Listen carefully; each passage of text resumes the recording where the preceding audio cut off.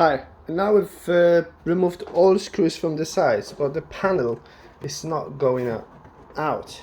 So we see it's a little bit loose here. So we might be tempted to put something there and just remove it, pull it out. But I know what's underneath. Therefore, I help you guys to advise you, do not put anything in these corners here and in this area, because we've got electronic board which we might see through this, the little green there. And when you put some knife, if you put some something to